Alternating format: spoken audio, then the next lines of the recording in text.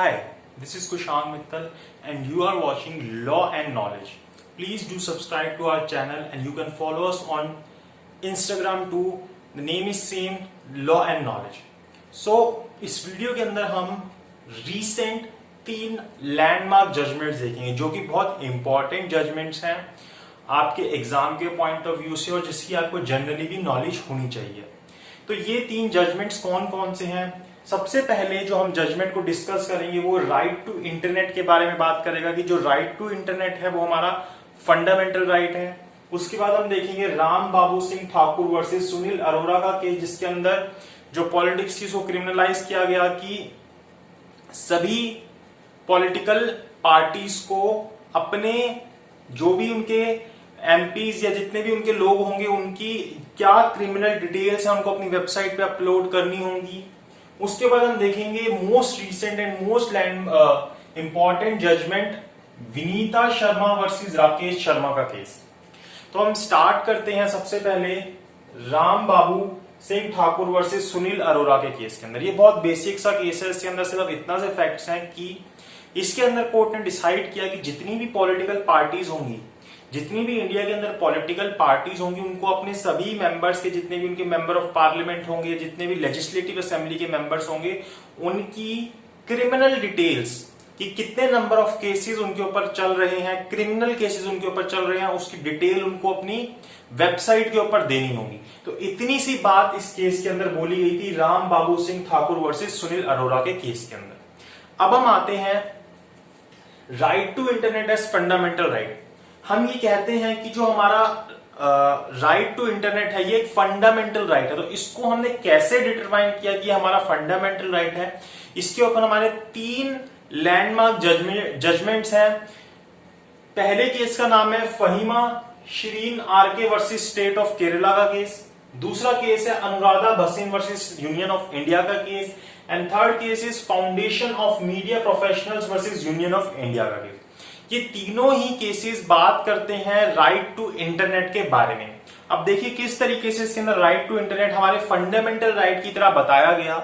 इस सबसे पहला जो केस आता है हमारा ये सितंबर 2019 का केस आता है, जिसके अंदर Fahima Shirin RK versus state of Kerala का केस है। यहाँ पे क्या होता है कि जो फहीमा शिरीन होती है इनके हॉस्टल के अंदर इंटरनेट सर्विसेज या जो उनके मोबाइल को यूज करने की जो फैसिलिटी होती है वो 6 से 10 बजे के बीच में बंद करी जाती है। उन्हें बोला जाता है कि कोई भी मोबाइल यूज नहीं करेगा। इसके लिए ये पिटीशन लगाती है केरला हाई कोर्ट के अंदर, रिट पिटीशन लगाती है, जिसके अंदर ये बोला जाता है, जिसके अंदर कोर्ट के द्वारा ये डिसाइड किया जाता है कि ये जो स्कीम है, मतलब ये जो प्रिंसिपल फॉलो किया जा रहा है हॉस्टल के द्वारा कि 6 से 10 के बीच में कोई भी मोबाइल को यूज नहीं करेगा, ये वायलेशन है article 21 as well as article 21A of Indian constitution का, जिसके अंदर right to privacy, right to education का वायलेशन भी होता है। तो यहाँ पे फिर उनको अलाउ किया गया और बोला गया कि जो इंटरनेट को यूज करने की चीज है वो हमारे राइट टू प्राइवेसी के बारे में भी बोलती है। तो ये हमारा एक फंडामेंटल राइट माना गया। कौन सा? Right to internet. इसी तरीके से Anuradha Bhasin versus union of India के केस के अंदर जम्मू कश्मीर का केस है। यहाँ पे जनवरी 2020 के अंदर फाइल किया गया था ये अनुराधा भसीन के द्वारा, जिसके अंदर बोला गया कि जो राइट टू इंटरनेट है हमारा फंडामेंटल राइट है। तो जो इतने टाइम से वहां पे इंटरनेट सर्विसेज बंद की गई थी, जब हमारे आर्टिकल 370 को रिवोक किया गया था, तो यहां पे बोला गया कि आर्टिकल 19(1)A जो है वो हमारा वायलेट हो रहा है और वहां पे 10 जनवरी से इंटरनेट सर्विसेज को दोबारा से चालू किया जाता है। लेकिन वो जो इंटरनेट सर्विसेज होती है वो 2G इंटरनेट सर्विसेज वहां पे ऑन की जाती हैं। फिर उसके बाद आता है foundation of media professionals versus union of India का केस। ये रिसेंट केस है। इसके अंदर क्या होता है, इसको हम 4G केस भी बोलते हैं, जिसको राइट टू एजुकेशन या राइट टू प्रोफेशन, इस तरीके के राइट्स के अंदर इसको इंक्लूड किया जाता है और बोला जाता है कि राइट टू इंटरनेट जो है हमारा फंडामेंटल राइट है। और जम्मू कश्मीर के अंदर कुछ पार्ट्स के अंदर धीरे धीरे करके 15 अगस्त के बाद जो वहां की इंटरनेट सर्विसेज होती है उनको ऑन करना स्टार्ट किया जाता है। तो ये इससे पता चलता है कि जो राइट टू इंटरनेट है वो हमारा फंडामेंटल राइट है। ये 3 लैंडमार्क जजमेंट्स हैं जो आपको पता होनी चाहिए इस बारे में कि राइट टू इंटरनेट हमारा फंडामेंटल राइट किस तरीके से बना। अब हम आते हैं विनीता शर्मा वर्सेस राकेश शर्मा के केस के अंदर। देखिए इंडिया के अंदर जो सिख धर्म है, हिंदू धर्म है, बुद्धिस्ट धर्म है, जैन धर्म है, इसके अंदर जो सक्सेशन होता है वो हिंदू सक्सेशन एक्ट के हिसाब से होता है। अब जो हिंदू सक्सेशन एक्ट है वो इन सब रिलीजियंस के ऊपर एप्लीकेबल होता है। तो ये जो एक्ट है इसने प्रॉपर्टी को दो तरीके से क्लासिफाई किया। इसने बोला एक प्रॉपर्टी होती है एंसेस्ट्रल प्रॉपर्टी और एक प्रॉपर्टी होती है सेल्फ एक्वायर्ड प्रॉपर्टी। एक प्रॉपर्टी बताई एंसेस्ट्रल प्रॉपर्टी और एक बताई सेल्फ एक्वायर्ड प्रॉपर्टी। अब जो हमारा हिंदू सक्सेशन एक्ट था उसके अंदर 2005 के अंदर एक अमेंडमेंट आई।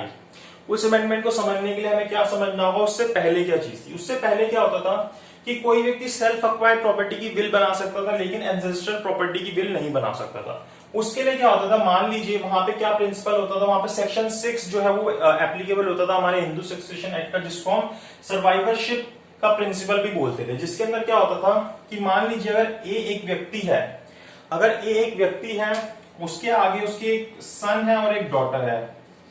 एक व्यक्ति है, उसकी वाइफ है, उसका एक सन एक डॉटर है, फिर आगे उसका सन की एक और आगे सन है, फिर उसके सन का आगे सन है। तो यहाँ पे जो लीनियर डिसेंडेंट्स है, यहाँ पे ये 3 पीढ़ियों तक ही इनका लीगल राइट बनता है, इनको प्रॉपर्टी एंसेस्ट्रल प्रॉपर्टी इनहेरिटेंस के अंदर मिलती है, जिसको हम को पार्टनर्स बोलते हैं। इसके अंदर जितने भी लोग हैं, चाहे वो खुद है, उसकी वाइफ है, उसके सन की वाइफ है, उसके डॉटर के हस्बैंड है, वो सभी मेंबर तो कहलाएंगे उसके फैमिली के, लेकिन को पार्टनर सिर्फ 3 पीढ़ी तक के लोग ही कहलाएंगे।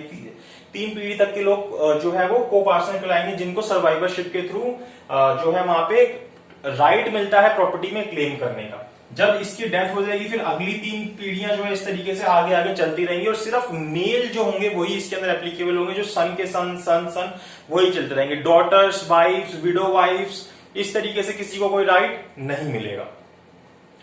तो ये जो था सर्वाइवरशिप का प्रिंसिपल था, इसके अंदर बेसिकली क्या था कि मेल ही प्रॉपर्टी एक्वायर कर सकता था, तो इसके अंदर इसको क्रिटिसाइज किया जाता था। जिसके बाद 2005 के अंदर अमेंडमेंट की गई और 2005 के अमेंडमेंट के बाद हमारे जो 2 प्रिंसिपल्स लेके आए गए, टेस्टामेंट्री प्रिंसिपल और इंटेस्टेट प्रिंसिपल, जिसको टेस्टामेंट्री सक्सेशन या इंटेस्टेट सक्सेशन भी बोलते हैं। इंटेस्टेट सक्सेशन क्या होता है कि कोई जो प्रॉपर्टी होती है वो विदाउट विल भी आगे दी जा सकती है।